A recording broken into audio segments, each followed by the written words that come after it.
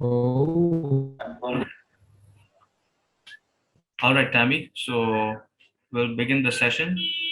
Okay. And thank you for having this very valuable, important session regarding brand importance. And we look forward for this. Well, I want to thank you, Ashwin, and I want to also thank Mr. Desai, Mr. Savaya for this amazing invitation to come and present to the International Institute of Gemology today. I'm really honored to be here. And I also want to thank the team because I know takes a village to set these things up, and I really appreciate it. So even though this is a virtual presentation, please excuse any snafus. It's a little early here in New York still. So I apologize if there's any snafu in the presentation. And really, basically, my advice is anybody who's got a phone, put it on airplane mode. That's what I do, so it's not distracted at all during the presentation. And if possible, if you have questions, just like hold them at the end so that we can get through the flow, because there's a flow and a cadence to the presentation. So basically, you're probably all thinking, that's an interesting title. And I want to tell you why I picked this title, why this title really resonates with me, the critical importance of brand messaging strategy. Yes, a brand is more than a logo, a visual identity, and a website. And to me, that really stuck out to me. And I started really focusing on brand messaging because I realized that over the past couple of years, many business owners believe that if they had a brand, if they had a graphic designer create a logo and come up with some really nice colors and a font, that's called created a visual identity or branded guidelines. And then they took this logo and colors and fonts and they used it on all of their touch points. They put it on their website and social media, and they put it on their brochures and everything. And then, hey, I'm branded. I've created a brand. It's going to be successful, and it's going to, it's going to do well. And the reality was that what they really had with just this mindset is a very incomplete or not effective, an ineffective brand. Because I personally believe in order to grow a brand, you first have to start with a very solid foundation to build your brand's home on. And this is where brand messaging and positioning is critical because, excuse me? I'm sorry, I thought I heard somebody talking. So basically that's what this presentation delves into is brand messaging and the components of brand messaging, which is the brand messaging framework and the power of storytelling, because these are the things that create that all too important customer experience. I'm sure you've heard people speak about the customer experience and how important it is. And brand messaging is really what creates this, because every touch point that your audience will ever come into contact with when it comes to your brand, the messaging at every touch point is what's essential to creating the important customer experience. So these are basically the concepts that I'm going to share. And first, we're going to talk about brand messaging on a very macro level. And then as the presentation goes, it'll become more micro and more granular as to what is in, like what makes up the brand messaging framework. What are we supposed to be thinking about? What are those thoughts that contribute to it? So the reason I asked you, Ashwin, in the beginning is, what's the mix of the audience? And when I did a little of my research, I saw that, your students, for example, there are students who are currently working in the industry, and that's great. That's like I did my DG at GIA, and I was working at the same time. So with that in mind, especially for the ones who are in the industry, I don't care if you're if you're in the retail selling side, if you're in the buying side, if you're the supplier, if you're a designer, if you're in services, I have a little exercise. And even for the students who aren't in it yet, but if they want to think about it, I have a little exercise that I wanted to do in the beginning, and then we'll come back to it at the end of the presentation. And this is not homework. This is not something you have to do. This is just, I want to put it out there to the students while right now for the first minute or two, just to write a couple of sentences on a piece of paper, not even a paragraph, of why the diamonds, the gemstones, the jewelry that they work with, that they are either supplying or buying or selling or creating, or the jewelry that they're creating, why are their diamonds, gemstones, and jewelry better than everyone else's in the marketplace today? What makes their products better? They're the things that they're working with better than everyone else's. So if you want to take a minute to write that down, like I said, I'm not going to be reading it. I'm not going to be collecting it. It's not an assignment. It's just an exercise for this presentation.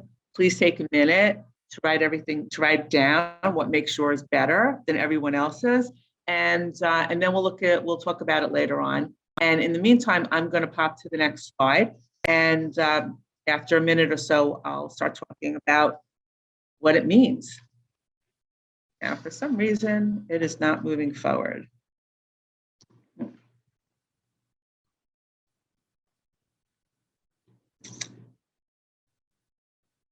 My screen seems to have frozen. There we go. Okay, so right now, while you're writing and thinking about it, I'm going to just move into the next slide, which is a brand is a persona. And persona, for the points, is basically a personality, okay? And I'm going to talk about why I have this title of brands as a persona. So I just spoke about 2 seconds ago that a brand is way more than a visual identity. It's way more than how it looks, which would be a logo and the colors and the fonts that you use in your branding guidelines and visual identity. Branding is just not about how you look visually. And it's not about being present online, but it's about how you position and communicate value and meaning to your audience, okay? It requires very digging deep into you. So you want to gain clarity and understanding of your purpose, your meaning, and your attributes. Literally, it's like going through a why ladder. Like, why am I at the International Institute of Gemology? Why am I in this business? Why am I on this path? And why did I get into this in the first place? You have to go why, and you have to look at your purpose. Why are you in this business? Why do you want to be in this business? It requires really a very deep dive personally. And it requires a strategy when you have all these whys and you start thinking of all of your purpose and your attributes. You have to have like a strategy to put all of these concepts together. Because what happens is once you start digging deep and understanding your why and your purpose, you have to start, it'll evolve into creating your mission, your core values, and your vision statement. And every brand, every business that I see as successful will have, from the beginning, have established by really digging deep and thinking, they will be able to articulate their mission consistently. They'll be able to articulate their vision consistently. They'll be able to articulate their values, their core values consistently. And once you have your mission, your vision, and your core value statements down and they're written, then you can begin to offer the customer a clearer path and a clearer understanding to who you are, okay? Because at the end of the day, you're the brand. Whatever you're selling, whatever you're creating, whatever you're representing, it's you. The audience is buying into you. And that's the beauty of, that's what branding is about. You are the brand. So only when you truly understand your why, your purpose for doing something, your special, your differentiators, your attributes, and your meaning that you're putting into your work, only then can you articulate this into a mission, vision, and core value statement. And then from these, you can start putting together positioning statements.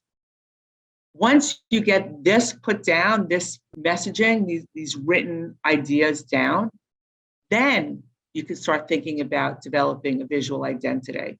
Because any really good graphic designers, the first thing they're going to ask you for is all of that information, because they can't design anything without knowing who you are and what you represent. So anybody who tries to do the visuals first without having that information and works with a graphic designer will just design without knowing that, that's where you have an ineffective start, a very ineffective brand development and a very ineffective start.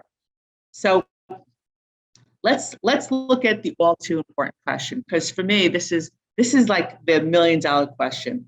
Why is branding important? I mean, why create brands? Why not keep everything generic? I mean, the diamond and gemstone industry, the jewelry industry has worked with generic product forever. I mean, why now? Why branding? Yes, cereals have been branded forever, detergents have been branded forever, every fashion, but jewelry was always really slow to come to it. So why is branding important? So to answer this kind of a question, we need to understand like the single purpose of branding. Like there is a single purpose of branding. And if anybody, and please, I'm not judgmental, anybody wants to tell me what they think the single purpose of branding is, if they know what that is or they want to share, please do, because this is an open forum and I would love for anybody to contribute who thinks they can give me, a purpose of branding, the single purpose of branding. Does anybody want to contribute? Yes, ma'am. I want to tell you about, ma'am, what I think branding is all about is goodwill, building a goodwill in the market. Goodwill? Yes, that's very important. That is a very important aspect of branding. I agree. But that's not the answer. But I agree. That is a very good, comment, because you are correct. It's definitely there. It's one of the important things, is building goodwill for your product in the market, for sure. Anybody else? Okay, so I'm gonna tell you the answer, and you might be surprised by it. The single purpose of branding is to collect a premium, and you should write that down. That's the purpose of branding, is to collect a premium, because especially in our industry, when you look at the gem and jewelry industry, generic stones are subject to industry price lists. They're totally, that's it. And jewelry itself is really subject to metal price lists. But when you have a brand, that puts an aspirational value on a product which is priceless, aspirational and perception, this is priceless. So brands happen to be able to set their value. They set their pricing. They even set their replacement value when it comes to the appraisal side. For example, gem and jewelry appraisers, especially the credentialed and accredited ones, they have to do their research. When they see a piece is branded, they will contact the brand for value, for replacement value. They won't just assign a generic pricing list to that brand, because that'll create an undervalue on an appraisal and that'll kill a sale in 2 minutes. So for me personally, I mean, one of the things I do is I train brands on the post-purchase side and customers about how a branded proprietary product, a branded product, a trademark product, a patented product, which is proprietary, how these are to be valued. They're not valued according to generic, a Rappaport price list or a general price list or whatever price list is in the industry. They're valued according to the brand, and that's a huge difference. So effective brands can charge a premium. They can charge more money. So at the end of the day, I mean, by a show of hands, who wants to charge a premium? You want to be able to charge a premium. You don't want to be stuck being subjected to an external price list. You want to be able to put your value on your brand because you know it's worth it and you know you have what your audience wants. So now that we know the why for branding itself, this is the purpose of branding, let's discuss some of the steps to creating an effective brand. So you heard me mention the word touch points before, brand touch points, and it's how it works with brand messaging. But let me get a little bit more into how it really comes into play. So brand messaging is any and all communication that your brand delivers to your audience across every touch point. Because every touch point in your chain, in your omni-channel chain, whether it's a digital chain, whether it's in-store, digital, whatever chain you're using, your brand messaging and communication has to be consistent and delivered across every touch point, because every touch point in your channel is an opportunity to reach and impact your audience's perceptions and view about your brand. You're here to shape views and you're here to shape perception. And this happens across all your touch points. So if anybody wants to give me an example, please feel free of a touch point. Does anybody want to say what they feel a brand touch point would be for a consumer to see? Logo and color, maybe. That's the visual identity.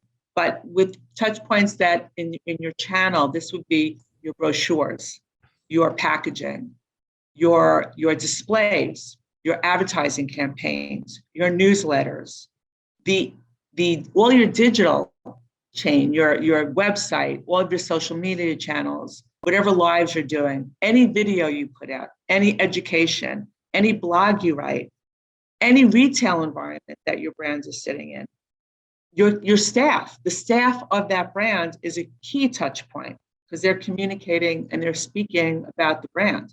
The customer service that stands behind a brand is a huge touch point. Even your business card is a touch point because your client will look at that business card and get a feeling about you. So these are examples, and there's many touch points, if you think about it, in a channel that a consumer will come into contact with.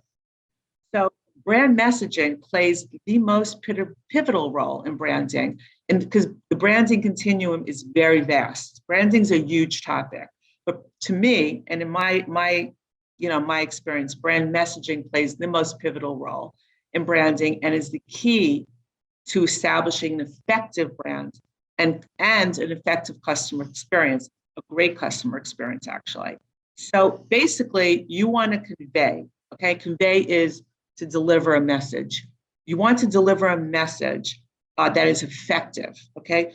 And as often, what I see what happens is the very opposite of this. And that's, which is an ineffective brand, because an ineffective brand will happen when the brand's messaging is not strategically developed and it is not conveyed across all the touch points in a clearly defined, seamless way. It has to be seamless and it has to be very consistent, your messaging.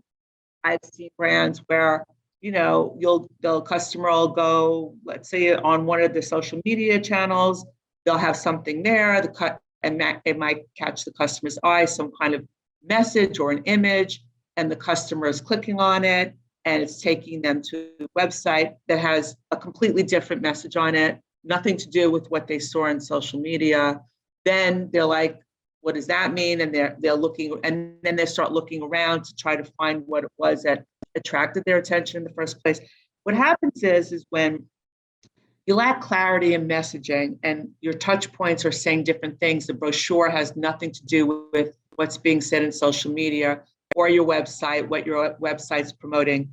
What happens is the customer gets very confused. It leads to great confusion when messaging is not consistent. And when confusion happens, the next step is distrust.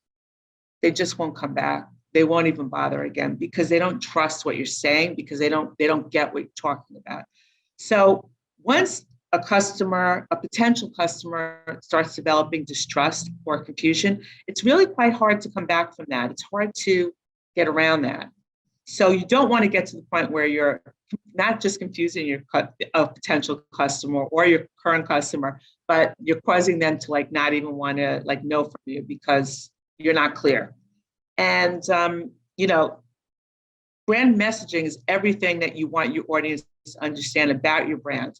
It's about what you stand for, what is important to you, and what value that your brand will bring to the audience's life. Because it has nothing to do with the value that's coming to you.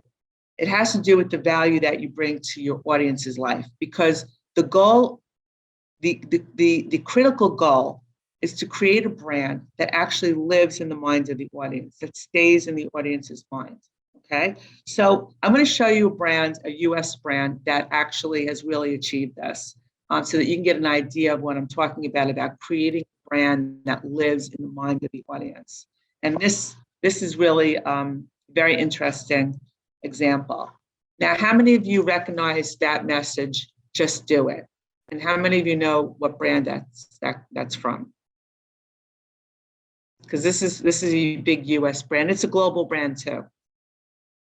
Does anybody know Just Do It? Whose message that is? I think Nike or Adidas. That's Nike, 100%. Nike. Now, the reason, and these just do it are three very powerful words. So your message doesn't have to be pages, okay? These are three very powerful words. Nike is very interesting because Nike had clarity about their why, who they are, and they understood who they wanted to be, and they understood what they wanted to say to their audience from the beginning, from before the sneakers, okay, before they started creating. Their leader really understood this vision he had for the sneakers and for his products, and he understood who he was, but he also understood who he wanted to talk to. And he understood he wanted to talk to people with a certain mindset, a certain headset. And they actually, him and his team, they did their research into their audience, which is really very key. And I'm going to get into that later. So Nike developed consistent messaging that has meaning to their audience because it became their truth.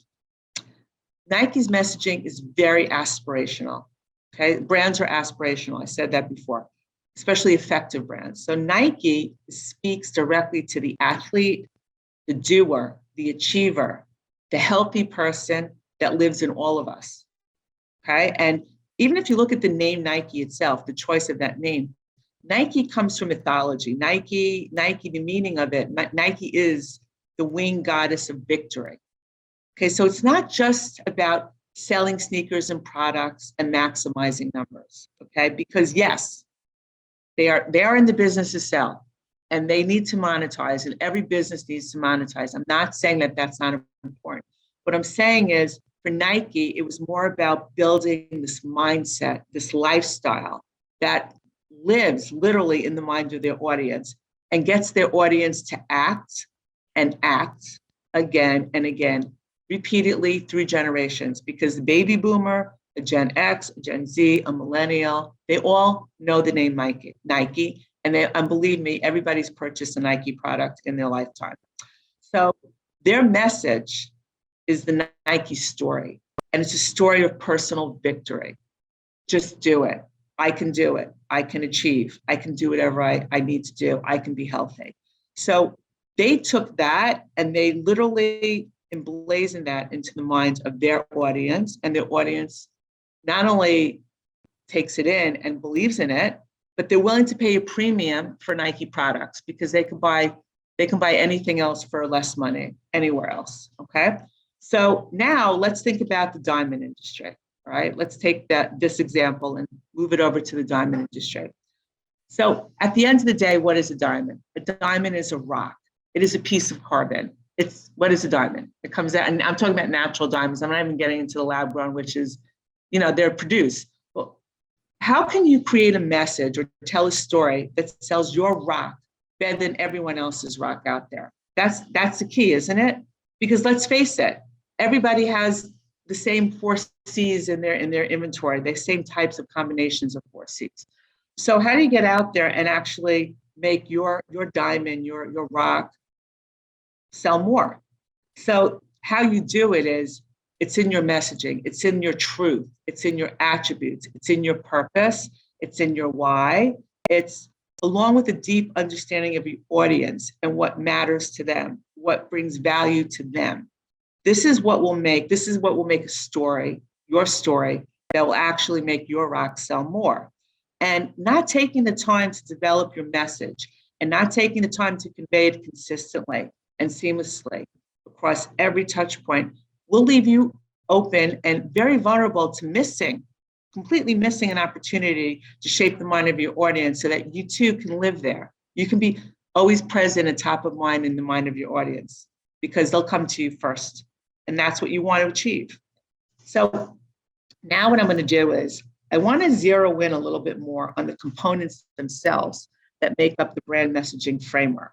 Okay, so the brand messaging framework, to create this messaging that you want to start with, that you want to build, you want to create this messaging that you build everything else, including a visual identity from it. Everything comes from that. To start with, you have to, there's a series of thoughts, and I'm going to actually get into later how these thoughts come, where they come from, what are the questions that you need to ask yourself, or that a good brand, consultant will ask you that create these thoughts that get them generated. These thoughts literally are written down. They're discussed and they're written down and they become bodies of copy, which is copy is written word. Write them down. And then, you sit and you talk to your teams and you look in yourself and you discuss it amongst your people and who are with you in that brand, with you in that company, and you go over it and talk about it. It becomes like a mantra. It becomes something that's living about who you are and your whys and all the information about who your audience is and what values they need. And you put this all together. And then once you have this thought out, the next step is you basically would bring this to excellent writers.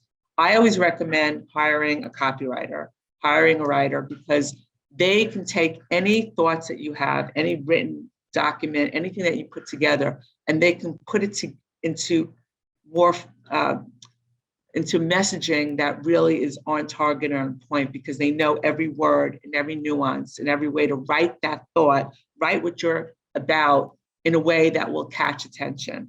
That's their job. That's what a copywriter does.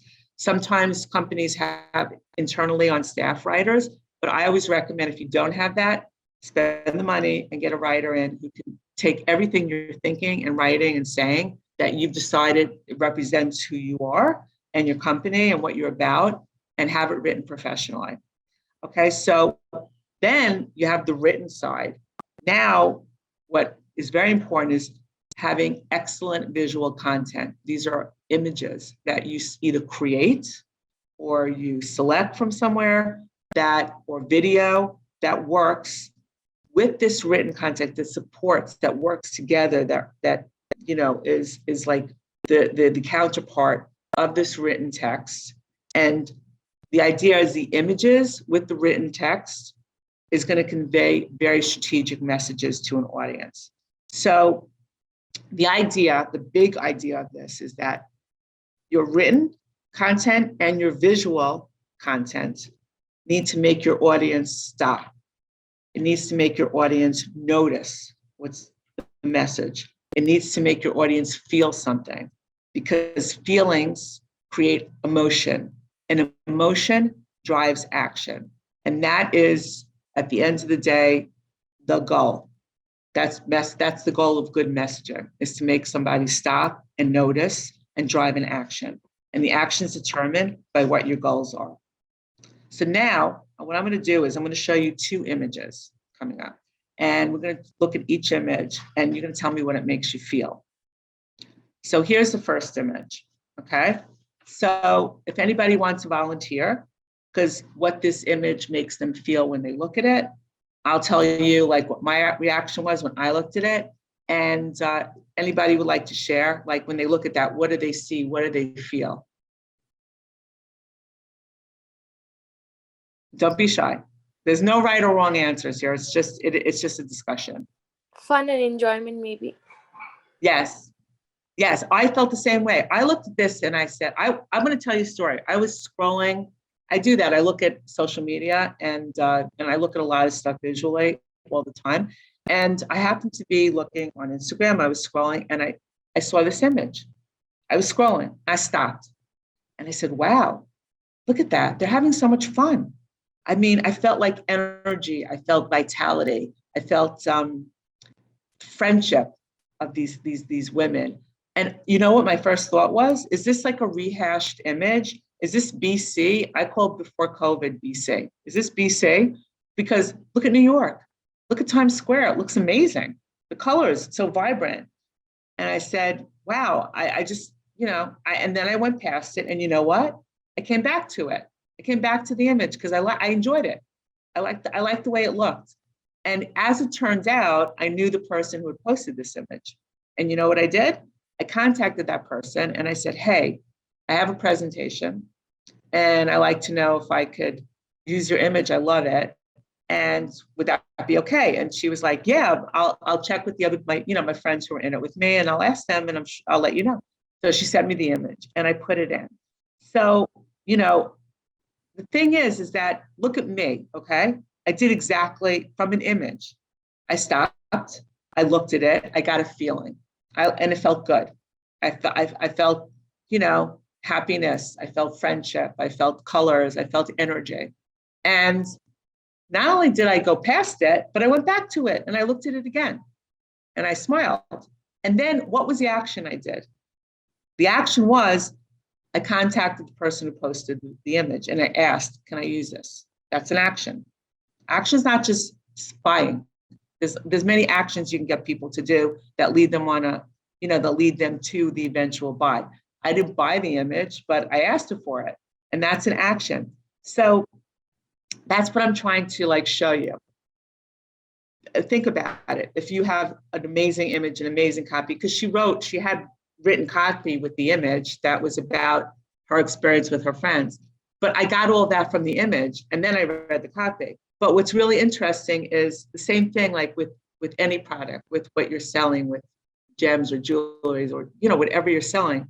You want to have something that really that the customer stops and looks at, but also that makes it very easy for them to move, to keep going. So here's where in an image or in copy, you can put the link in to get them immediately to wherever you want them to go. Because let's say the action is to learn more, take them to learn more. The action is they want to buy, take them to buy. The most important critical thing is as you move people through your touch points, you have to make it easy to get from point A to point B. You put up one barrier or you make it where they have to look for something, you've lost your customer. So you have to make it seamless and easy and remove any barriers to learning more about you or to purchasing. And that's key. So there is a movement here. There's catching attention and there's moving the customer across touch points. And now I'm going to show you another shot. Okay, so here's a shot. What does this make you feel? Does anybody want to share? Yeah. What's the feeling? Okay. Love, I peace. can hear you. Love and peace. Okay. You feel love and you feel peace. It's clearly an engagement shot, which means love. Now, I'll tell you the truth. I look at a lot of websites, okay, and I look at a lot of publications. I look at ads. I look at social media.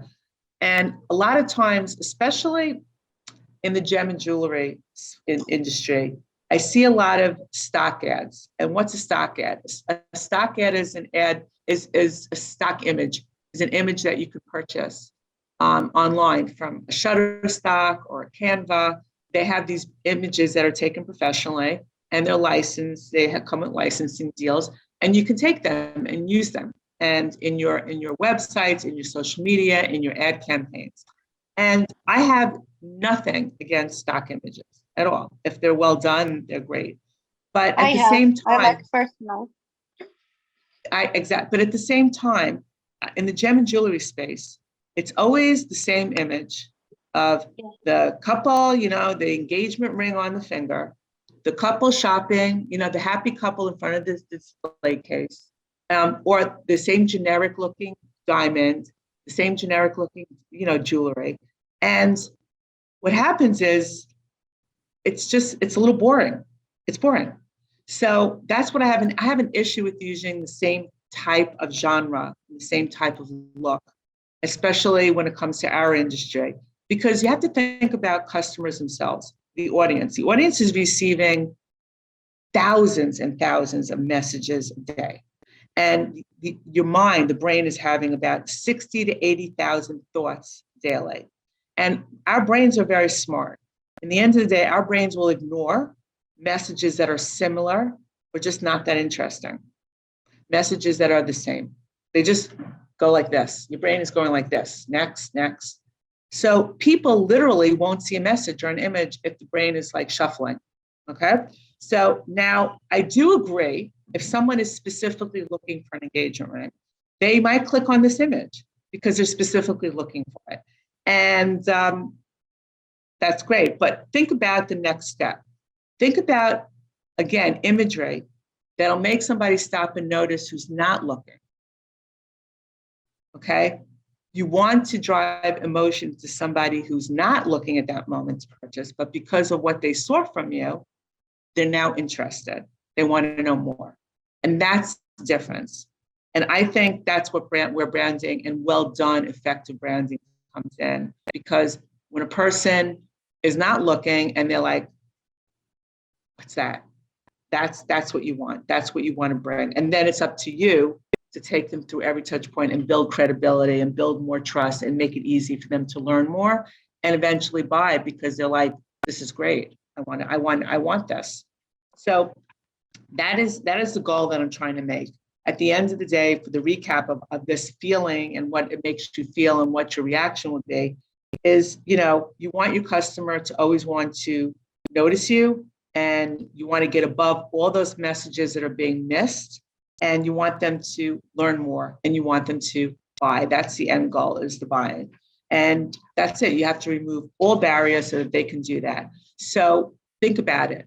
The thoughts, let's go back a minute. The thoughts that become bodies of copy, the written content, along with compelling visual content, images, video. This is what makes up the brand messaging framework. And these things need to be really hashed out and thought about before you go and create an image, before you go and put out a message. You need to put this and hash this with your team over and over again, so that you're putting out the right messages and you're putting out the right images with those messages.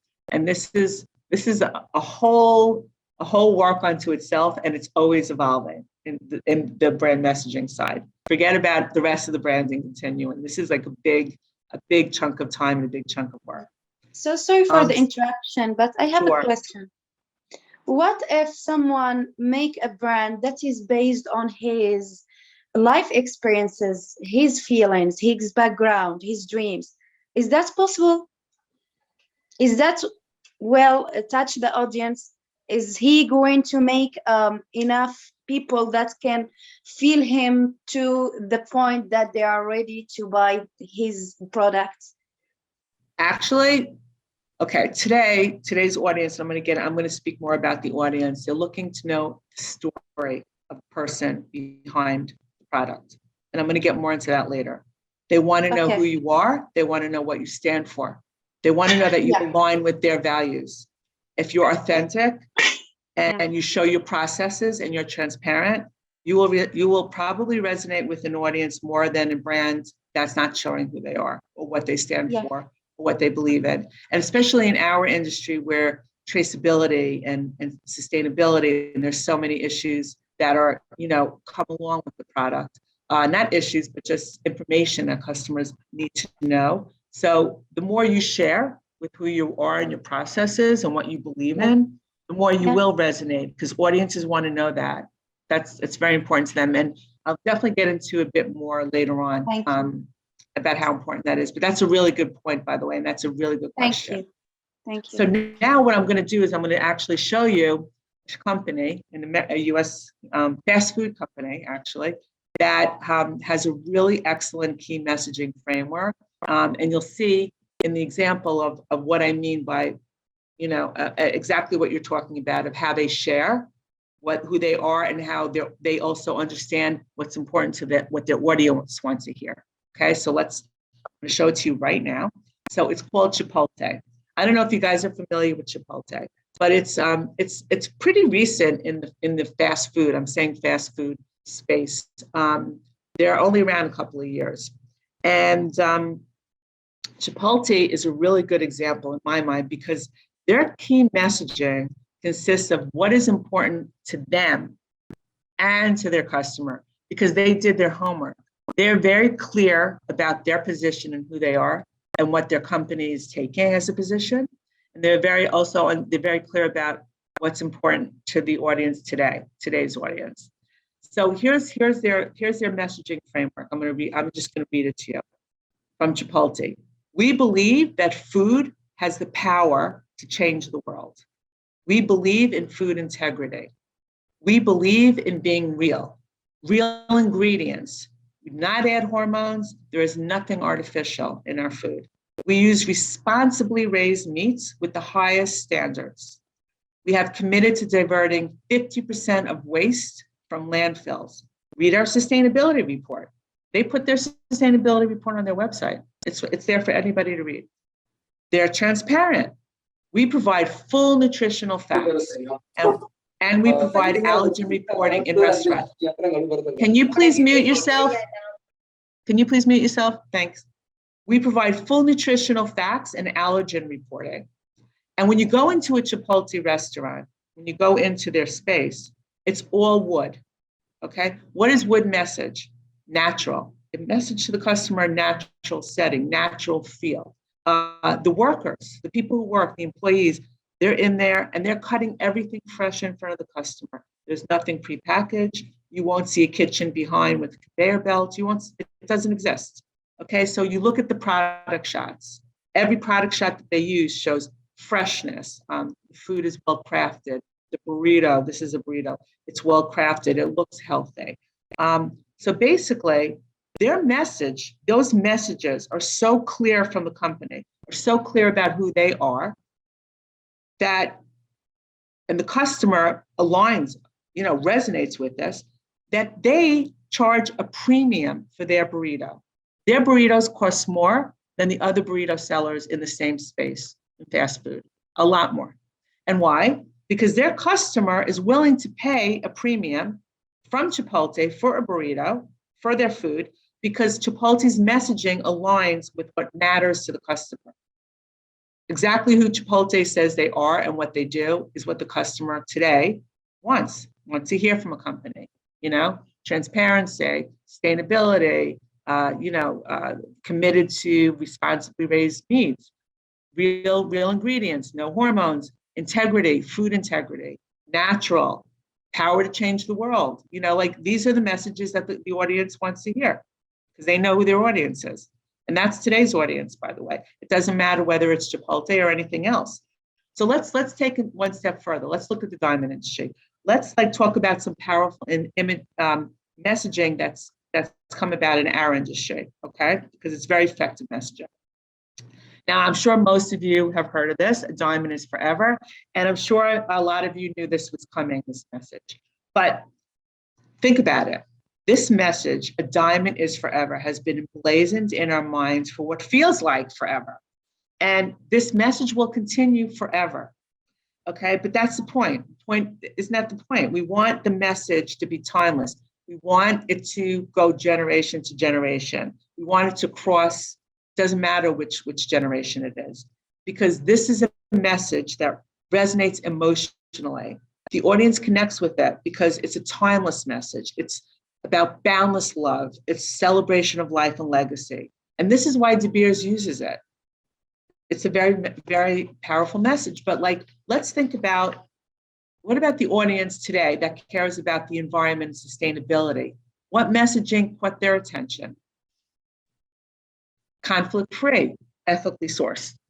Okay, so today's audience in particular cares about transparency from mind to market. They want full disclosure. They want source verification of traceability programs that facilitate supply chain integrity. They want to buy from a company that is ethical, transparent, and provides reporting openly. A couple of years ago, it was just becoming a thing, origin reporting, and customers weren't necessarily asking for it. If the seller would show them the origin, that's very nice, that's good. Today, the customer demands origin reporting. They're not waiting for you to say, I have it or I don't. You better have it because that's what's important to the customer. They want to know where their goods are coming from. So the words conflict-free, ethically sourced actually help reposition natural diamonds to buyers who rank social responsibility high, the environment, and corporate business integrity very high. Because remember, there was a movie that came out, Blood Diamonds, and it shed a really negative light on the natural diamond industry. And the diamond industry had a really hard time telling their story. And this is when lab grown started really coming into the market. We know lab grown has been around for many, many years, but natural diamonds had a hard time until they started using this message of conflict-free and ethically sourced.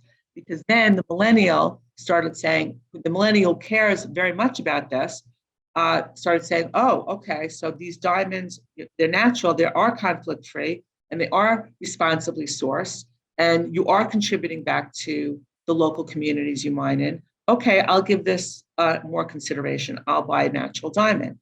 So remember, at the end of the day, what really matters in your messaging is not just what you have to say, but also what matters to your audience. And it all matters, actually, when it comes to the messaging. So now I want to talk a little bit more about the audience. Okay, so think about your audience. I mean, your potential audience. Those of you who are in the industry now, you know who your audience is. It doesn't matter whether your audience is B2B, business to business, or B2C, direct to consumer, because everybody's a human being. And whether you're in business or you're buying directly, we're all human beings. So who is your audience? You have to know that. What does your audience want? What is important to them? Do you even know? Do you do homework to even know? Okay, so I see retailers, for example, in the gem and jewelry industry. They have research. They'll collect research about their audience, but they don't leverage it. They use the research to send birthday cards, anniversary cards, or for sending a newsletter for promotion.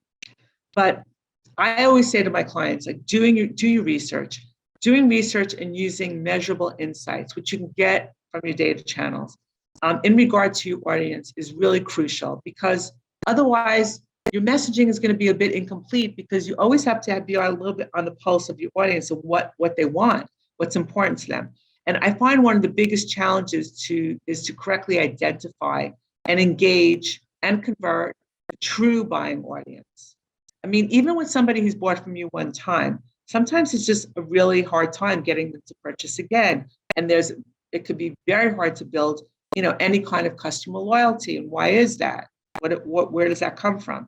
So the reality is that the more research and analysis that you can garner about your audience, the more the more insights you gain, and this is going to translate into a huge advantage for you. It's invaluable. It's really important to think about, getting ahead of the game by knowing what your customer is thinking and what they want, what services they want from you. Because this way, when you're designing your campaigns and you're designing the next round of messaging, you're going to be talking to the customer and giving them exactly what they want to hear. You'll be catching their attention because you're telling them what they want to hear, because you know what they want to hear.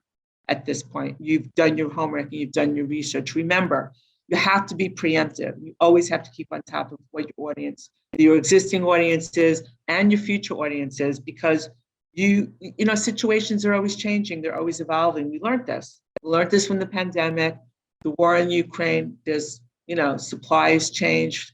Countries are not taking in supply from Al Rosa. There's a lot of changes going on. And you have to be knowing that the audience's, their wants and needs, and inflation in the US is causing a lot of shifts in buying patterns. You have to know what your audience is thinking and what they want. So any message, any campaign, any newsletter, whatever you're sending to a customer from any of your touch points is getting them to notice, because you're telling them something that's useful to them and something that's going to provide service to them. And that's what is key.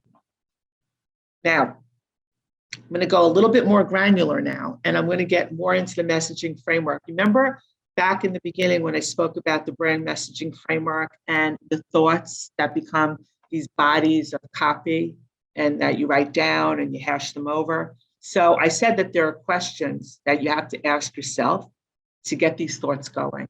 And they're not easy questions to answer. They look easy, but when you sit down and think about it, you have to really put a lot of thinking into it. And I'm going to read the questions to you. And anytime you want to take a picture of anything, please do. And if you want me to send the PowerPoint to Ashwin, I will be happy to send it to him as well. So this is the primary core messaging questions. Okay, this is tier one. So what are your audience's pain points? And by pain points, I mean, what's difficult for them? What help could they use that they're not receiving right now? Which of these pain points can you offer the solution for? Why should your audience notice, stop, and pay attention to your brand? What is different about your brand? What do you do differently than your competitors? What value does your differentiators bring to the customer? And how will this impact their lives? So, these questions are really not that easy when you think about it to answer, because all they're trying to ask you is, What does your customer, what are they looking for? What do they need? What will make their lives easier? At the end of the day, what makes a customer's life easy so that they can purchase from you, so that they can trust you, that they can want to do business with you? What can you offer them? It's not about you. It's what you can offer them. And your story, if they want to know your story, you offer them your story. But what can make their life so much easier that they don't have to work for it? They don't have to work to get to know you. They don't have to work that hard to get your product. They don't have to work hard to learn about you. They don't have to work hard to do anything. You make their lives easy on every level. You give them the best customer service. You do things that your competitor's not doing. So for me personally, when I work with a client, I give them this in the form of a questionnaire, and I give them a very deep dive. I call it the deep dive. I ask them a lot of questions, and it is homework, okay? And it takes them time to do it. And when I look at the answers, I'm always surprised because it's very revealing to me, because sometimes a client, they'll have a really hard time telling me 5 things that they know about their audience, or what they can do to make their audience's lives easier, what additional services they can even come up with and provide for their audience. They really don't know. They can't tell me 5 things, and they're in business. So this also brings me to a very interesting survey that I want to share with you that came from marketing and brand development expert Barnaby Winter. So they conducted this really interesting survey, and I think this is an eye-opener to all brands and all businesses out there. They took consumers and they presented them with 4 distinct categories to rank. So the first one was ease of purchase. The second one was customer service. The third was the product. And the fourth is the price of the product, okay? And they said, rank what's most important to you, okay? Do you know that 85% of the customers surveyed said that customer service and ease of purchase were the most important to them? Only 15% said the product itself and the price of the product is the most important. So what does that tell you? Customer service, ease of purchase, make their lives easier, give them a lot of service and give them a lot of support. So that to me was very telling. And I think, in the digital world, especially, you really have to be like on top of providing that service online and making it very easy online. Too many clicking around and too much causes frustration. So in that way, I see, I don't feel like retail is going away because it gives a whole different experience, but I do believe digital can provide just as powerful an experience with the right customer service, with it, and also making things just very seamless and keeping on top of, how you communicate with your customer, because communication is key.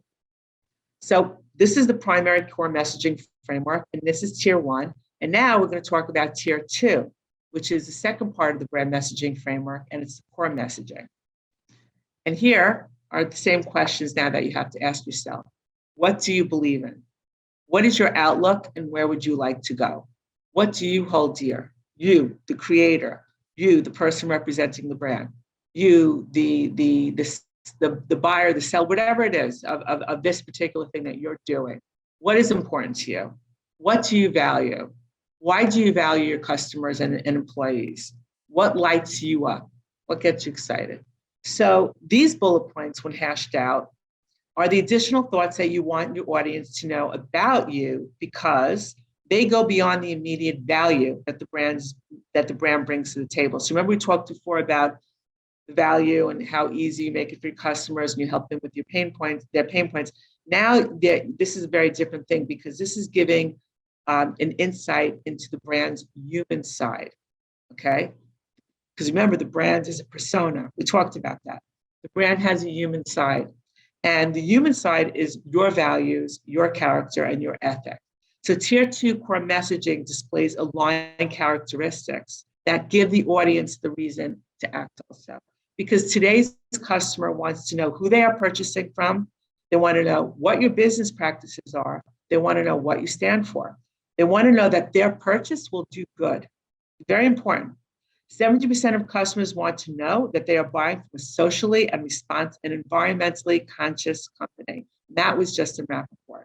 And customers care about their jewelry being environmentally responsible, even if it means paying more. So that's from the Platinum Guild International. So what it tells you is customers are willing to pay more for brands that hold the same values, character, and ethics that they believe in. They want to know that the brand that they're buying from is doing good somewhere because it makes them feel good. And this is today's customer. This is very important.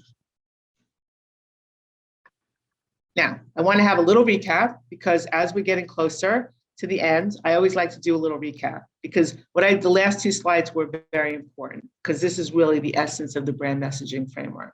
So just to recap, tier 1 core messages are the primary ones, okay? Tier 1, primary core messages, and they have the higher ranking. They're tier 1, and they have a higher priority because it is their job to prove that the brand can help the audience resolve a problem, okay? It's not problem negative.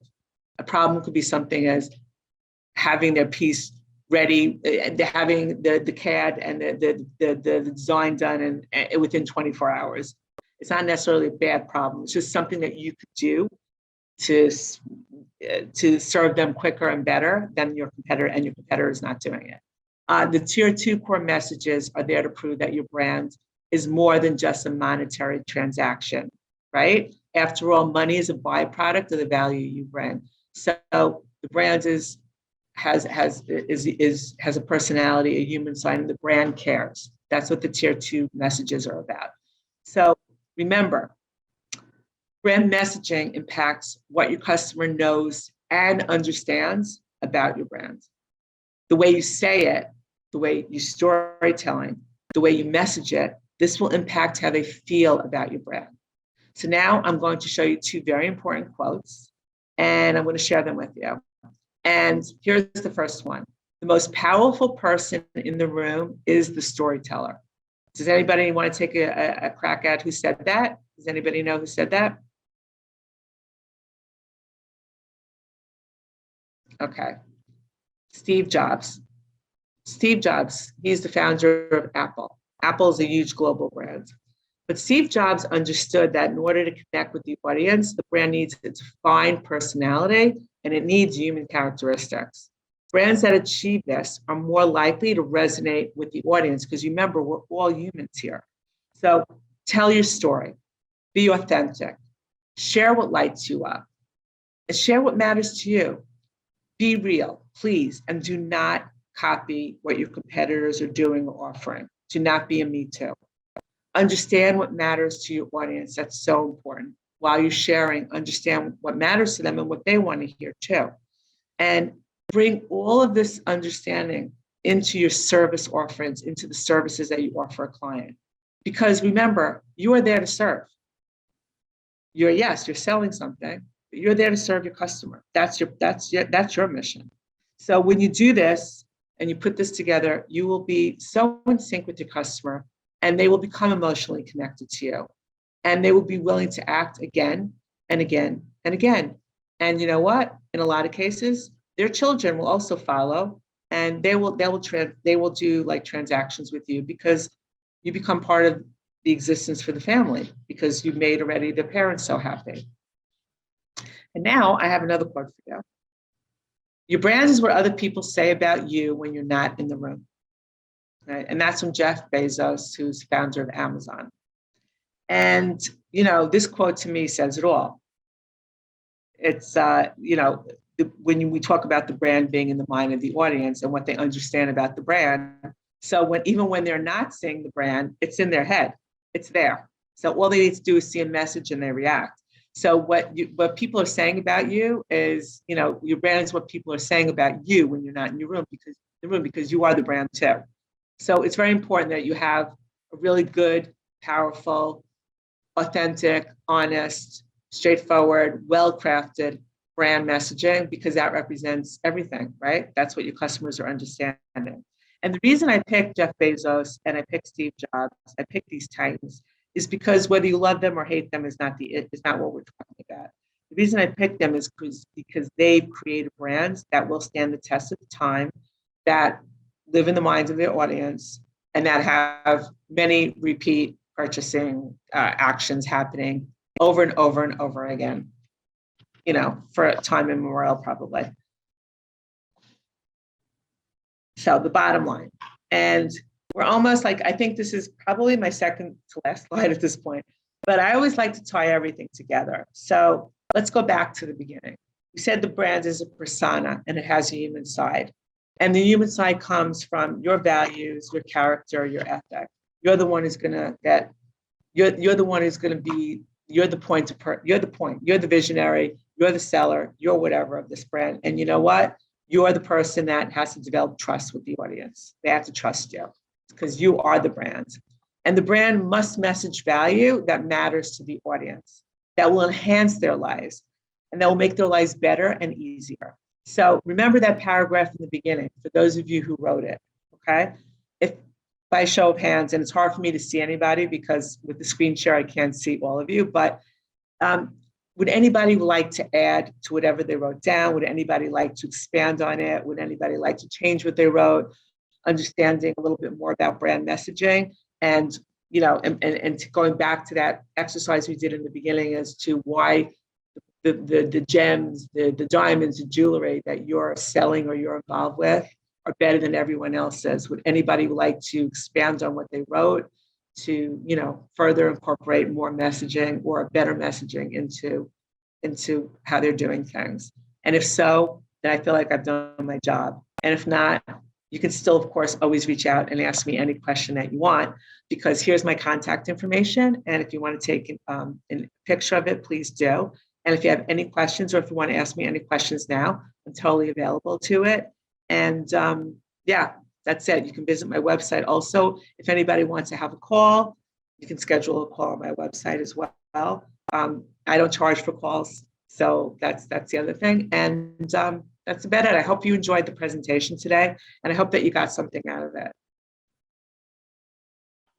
Thank you so much. And I am Ulaya. My name is Ulaya. And I was just wondering, the one who asked the long question a few minutes ago, I was just wondering, isn't it so challenging to represent values and showing who you are through jewelry, not like, for example, sneakers or like Steve Jobs, so who has a big brand that is now very necessary. They make a lot of kind of devices. So isn't it more challenging for jewelry to do that, because they are not sneakers, they are not cars, they are not, for many people, they are it's just not more challenging. It's actually easier because jewelry tells a story, right? There's more of a story. Yeah. Like, look, Steve Jobs, he put out a phone. Yeah. Because so when you're looking at value, are you talking about monetary money, like the amount you charge? Because I look at value as stating this, you know, this jewelry. How is the okay? Let's talk about the designing this piece. The craft. It's not my perspective. Sorry for the interruption. It's not my perspective. This kind of it's an opinion of some kind of people that. Well, I'm trying to explain to you. No, yeah. I know, I understand. I'm trying to explain to you like why that's not the case at all with jewelry. So jewelry has, because it's about the story you craft. So that's why and why do you think what people are buying jewelry like crazy? Why do you think jewelry business is like, I mean, in the US, it's been crazy because they understand that now, especially when you look at a piece of jewelry and you see the story behind it, you see the design, they're talking about how they crafted it. They're talking about the inspiration that went into this piece. They're talking about, oh, this gold came from artisanal mining and we support artisanal mining. We're talking about the stone and the origin of the stone and where the stone came from. We're talking about, you know, symbolism of love and what it means and how the legacy of the stone and where and how the stone, you know, if it's a natural diamond, oh my gosh, you know, till it was hidden in the earth for millions and millions and millions of years and there's only one like it. There's so much that you can put into the story of that piece of jewelry and talk about it and tell about it. And, oh, okay, you know, this stone, the supplier is a site holder with De Beers. Do you know what De Beers does? They support in every area that they mine and they support the local community. They've developed entrepreneurial workshops for the local women in Africa so they can start their own small businesses. They do reclamation of the earth. After they close the mine, they put everything, the earth back. You cannot see where the mine was. Like, these are true things. Like, there's so much you could tell in that story with that piece of jewelry that builds incredible value to that person, because they're hearing so much, they're learning so much. When you educate a customer about something, they really learn a lot. And then what's the services and value? Well, hey, you know what? I want, you know what, tell me this piece of jewelry, how can I make this more special and custom for you? Tell me about yourself, like working with the customer. What can we do to make this different or special? Or design something from scratch and create a piece of jewelry. I want to introduce you to the designer. I used to do that. I consulted to a company. I used to get the designer. I used to get the person who was matching the stones in their piece on the phone for the customer to talk to. And they would go crazy. We used to develop like a little digital book, just about the creation process of that particular collection, and give it to the customer. Like, these things like add so much value. And you know what? I always say the last thing you should be talking about is price. You should be talking about all the attributes and building the value. And then one of the things that I started this didn't exist. I started this whole thing post-purchase. I said to every seller of one of the proprietary diamond cuts that I was consulting to, I said, you need to explain to the customer the process of getting their pieces appraised. This is important. In the US market, customers get their pieces appraised after purchase because they have to get insurance for them. Okay, because they're important pieces. They want to get them insured in case they're lost or stolen. And I say, you must educate the customer on what is a credentialed and accredited appraiser and what is a graduate gemologist. They are not the same thing. And then I said, you have to take the customer's hands, and you know, based on their information, the location that they're located in. And you have to tell them, ma'am, I'm going to locate for you. I'm going to have the brand locate for you a credentialed appraiser near your home location that is a specialist in the field of valuing branded products, proprietary products, okay? Because this is a whole separate realm. They're not allowed to put the industry generic price lists onto any brand. They won't do it because that's not part of the guidelines of the gem and jewelry appraisal industry. So here's another service. You're taking your customer, you're educating them. Every time you educate your customer, they trust you more, and you're telling your story, and then you're giving them not only a service of an appraiser, but you're continuing the conversation with them, and they trust you more. And that appraiser will put the correct value on, and the customer will trust you even more because they weren't ripped off. Their piece was not undervalued by an appraiser. It has the correct value on it. They feel even better. There's so much you can do to build value on any product, any gem. It doesn't have to be gem and jewelry. It can be anything. If you can build value with a sneaker, for sure you can build value with a piece of jewelry. Yes. Yeah. Thank you so much for the explanation. Sure. I'm sorry I was a little long-winded. I get a little passionate with like. Well, I understand. I understand. Because my passion who led me finally to start studying jewelry designing at the age of 38. So I think everybody is bored of telling them that I am a middle-aged woman who's but that's a beautiful story. I love that. I love that. Like, I found my dharma. I found my passion at age 38. I have this passion since I was 17, but you know what? I started doing it. It doesn't, it's like your story, tell who you are. And you know what? Do you know how many women out there, they're starting to pivot now, and they're saying, I want to do what makes me happy, what brings me joy. And they'll resonate to the story. And then you show them your processes. They love that. And you can do that with your phone.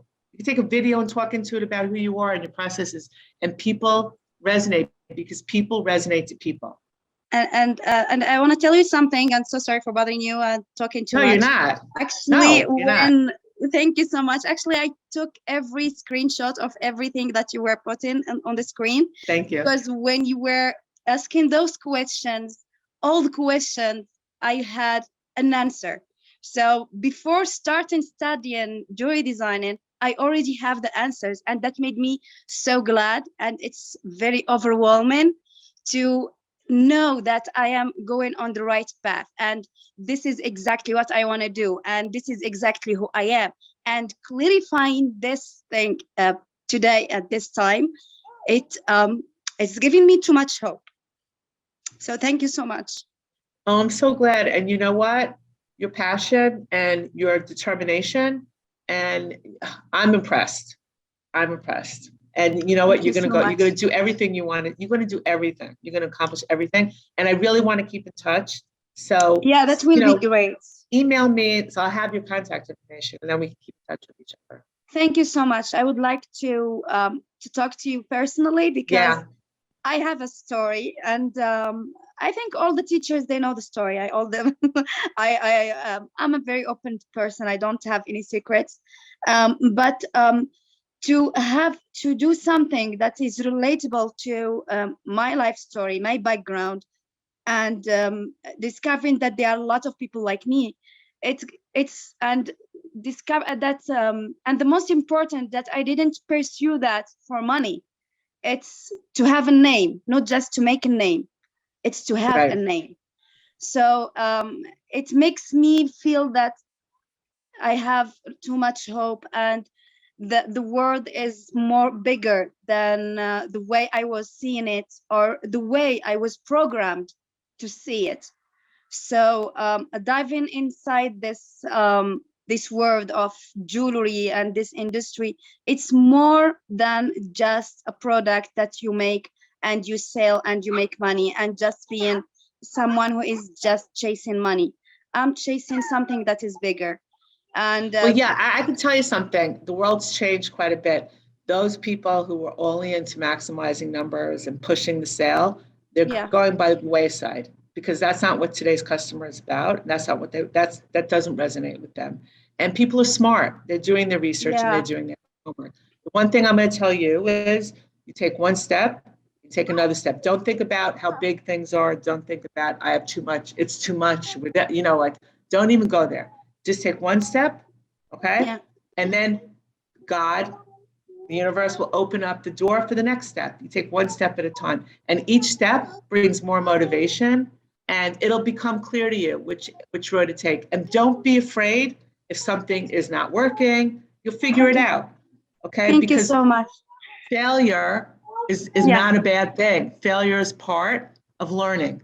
And then yeah, once but you see, okay, that didn't work, but you know what? I'm not giving up because this will work. You try different things, but you keep going forward and yeah. you'll see. Okay. And you know what? And I want to see your designs because I happen to know journalists and stuff here who write. And so definitely for sure, keep in touch with me. Okay. Thank you so much. Thank Sure. you so much. That's one of the signs that I am on the right path, because You are on I the have right been a path. loser for 38 years. So just No, starting stop now. that. That's a limiting belief. Stop that. Stop that right now.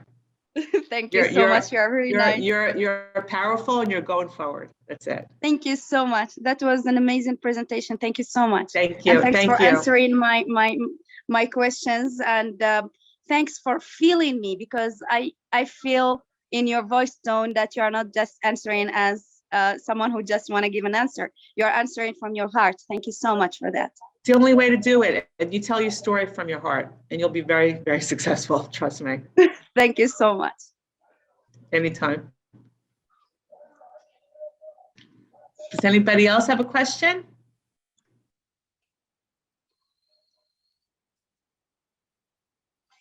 So your email is this one in the screen. Yes, Tammy at tcbrandconsulting.com. Thank you so much. So just email me. This way I can email you back and we can set up a call, talk and everything. No, it's not the same. You will find my name on the email. Inshallah, I will send you an email tonight after, Okay. putting my story on the right way, because now I am overwhelmed because of a lot of things that's going on, and seeing this presentation today at this specific day on a very hard time, it means a lot to me. So definitely email me tonight and I'll answer you and we'll figure out a good time to have a call, okay? Thank you so much. Okay. And also put your cell number in. Are you on WhatsApp? Yeah. I Okay, so have. this way, I can call you on WhatsApp. Okay. My WhatsApp I'm in Jordan, so the WhatsApp it doesn't work for phone calls, and I don't know why we have this problem. Everything is working, but WhatsApp phone calls it doesn't work. Oh, we'll figure something out. We'll do a Zoom. We'll figure something out. Okay. Inshallah. Thank you so much. Absolutely. It was amazing. My pleasure. I'm honored to meet you. Thank you so much. I'm honored to meet you too. I'm honored to be here. This has been a really great experience for me too. Thank you. Thank you. Hello, ma'am. Hello. I have a question. Like, Sure. how do we rebrand any existing brand image? Rebranding. That's a good Yeah. question because it goes back to the same thing. You have to ask yourself like deep questions, and you start from scratch. You say, okay, what's been working from my previous, the brands, what works, and my clients, like what's working, what's not working, and what's not working is where I need to focus. I need to probably change up my story and rework my positioning. And I always recommend, with refreshes on a brand, also refreshing the visual identity, which you do after you start working on your messaging. So take what works and look at what's not working and say, what can I do to improve this? And you know what? I always say, survey your existing customers, give them a survey and ask them what they like about your product, what they don't like, what services they would like to see from you, and then you take this information and you look at your analytics across the board. I don't know if you have it, you're already set up digitally or how you're selling. I don't really know anything about your brand, but that's how I would go about it. I would survey, I would look at what works, I would look at what's not working, and I'd take myself and I'd ask a lot of deep questions. And where do you want to go? Like where do you want, where do you see this brand going? And what's the next step? What's your vision? Again, vision statement. What's your core value statement? What are you looking to do? And where do you want to go? And also, if there's a different audience you want to reach, you need to start doing research on that audience. What the demographic, who are they? What's important to them? What do they want to hear? There's plenty of research out there that you could do for expanding audiences. But that's the best way to go about it. And then you refresh your logo, your colors, everything. You put that together so it really looks like, a complete package rebrand versus just messaging. Yeah, ma'am. Thank you.